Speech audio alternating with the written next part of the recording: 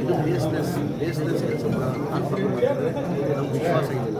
ನಮಗೆಲ್ಲ ಗೊತ್ತಿದ್ದಕ್ಕೆ ಕೂಡ ಇಡೀ ರಾಜ್ಯ ಜನರಿಗೆ ಗೊತ್ತಿದೆ ಅಲ್ಲಿ ಏನು ಬಂತು, ಹೆಂಗಾಯಿತು, ಏನಾಯಿತು, ಮನೆ ಮುಖ್ಯಮಂತ್ರಿ ಏನು ಪಾತ್ರ ಎಲ್ಲ ಗೊತ್ತಿರೋದು ವಿಚಾರ. ಹಂಗೂ ಇವತ್ತು ಪ್ರಾಸಿಕ್ಯೂಷನ್ ಕೊಟ್ಟಿದ್ದಾರೆ ಮನೆ ಹಲೋ ಸರ್, ಕಿಟ್ಟು ನ್ಯಾಯಾಲಯ ಮೇಲೆ ವಿಶ್ವಾಸ ಇದೆ. ನ್ಯಾಯಾಲಯ ಮೇಲೆ ಜಮೀರು ಕಸ್ಮಿಟ್ ಹೋಗ್ತಾ ಇದೆ. ಜೊತೆಯಲ್ಲಿ ತಮಗೆಲ್ಲ ಗೊತ್ತಿದೆ ಇಡೀ ರಾಜ್ಯದಲ್ಲಿ ಮನೆ ಮುಖ್ಯಮಂತ್ರಿಗಳು ಇದರಲ್ಲಿ ಯಾವುದೂ ಪಾತ್ರ ಇಲ್ಲ. ಏನಿದೆ 1937 ಹೋಗ್ತಿದೆಯಾ ದೇವರಾಜ್ ಅವ್ರ ತಂದೆಯವರು ಡಿ ಸಿ ಆ್ಯಕ್ಷನ್ ಲ್ಯಾಂಡಲ್ಲಿ ₹1 ಆಕ್ಸಿಡೆಂಟ್ ₹1. ಅದಾದಮೇಲೆ ಅವ್ರು 3 ಜನ ಮಕ್ಕಳು ಇರ್ತಾರೆ. ಆ 3 ಜನ ಭಾಗ ಬರ್ತದೆ.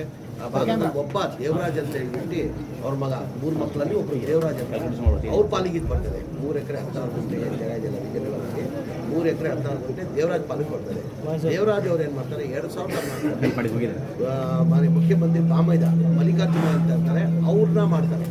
ಅವ್ರಿಗೆ ಮಾಡ್ತಾರೆ 2004 10ರಲ್ಲಿ ಡಿನೋಟಿಫಿಕೇಶನ್ ಮಾಡಿಬಿಟ್ಟು ಇದೇ ಮಲ್ಲಿಕಾರ್ಜುನ ಅವರು ಅವ್ರ ತಂಗಿ ಅಕ್ಕನಿಗೆ ಗಿಫ್ಟ್ ಕೊಡ್ತಾರೆ.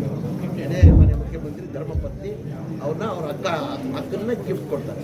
ಗಿಫ್ಟ್ ಕೊಟ್ಟಾದ್ಮೇಲೆ ಪಿ ಡಿ ಅವ್ರು ಏನು ಮಾಡ್ತಾರೆ, ಅವ್ರ ಜಾಗದಲ್ಲಿ ಲೇಔಟ್ ಮಾಡಿ ಸೈಟ್ ಮಾಡಿ ಹಂಚ್ಬಿಡ್ತಾರೆ.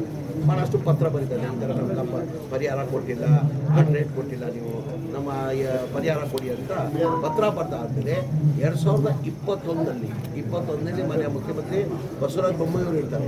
ಆ ಟೈಮಲ್ಲಿ ಅವ್ರಿಗೆ ಸೈಟ್ ಕೊಡಬೇಕಂತ ಇವ್ರಿಗೆ ಅನ್ಯಾಯ ಆಗಿದೆ ಅಂತ ಹೇಳ್ಬಿಟ್ಟು ಸೈಟ್ ಕೊಡಬೇಕಂತ 14 ಸೈಟ್ ಕೊಡ್ತಾರೆ. ಬರೀ ಇವ್ರು ಮಾತ್ರ ಅಲ್ಲ, ಆ ಟೈಮಲ್ಲಿ ಮುಖ್ಯಮಂತ್ರಿ ಸಿದ್ದರಾಮಯ್ಯ ಮುಖ್ಯಮಂತ್ರಿ ಇದ್ರ ಸಿದ್ದರಾಮಯ್ಯ ಮುಖ್ಯಮಂತ್ರಿ BJP ಸರ್ಕಾರ, ಮನೆ ಬಸವರಾಜ ಬೊಮ್ಮಾಯಿಯವರು ಮುಖ್ಯಮಂತ್ರಿ ಇದ್ರು. 14 ಸೈಟ್ ಕೊಡ್ತಾರೆ. 14 ಸೈಟ್ ಕೊಡ್ತಾರೆ.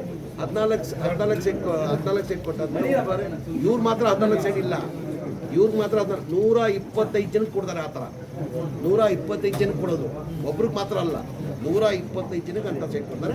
ಅದ್ರಲ್ಲಿ ಇವರು 100ಕ್ಕೆ 100 ಈಗ ನೋಡಿ, ಲೋಕಾಯುಕ್ತದಲ್ಲಿ ಮನ ಅಬ್ರಾಹಿಂ ಅವರು ಲೋಕಾಯುಕ್ತ 20 ಯಾವಾಗ ಒಂದು ತಿಂಗಳು 26ನೇ ತಾರೀಕಿಗೆ ರಾಜಭವನಕ್ಕೆ ಕಂಪ್ಲೇಂಟ್ ಮಾಡ್ತಾರೆ, ದೂರು ಕೊಡ್ತಾರೆ.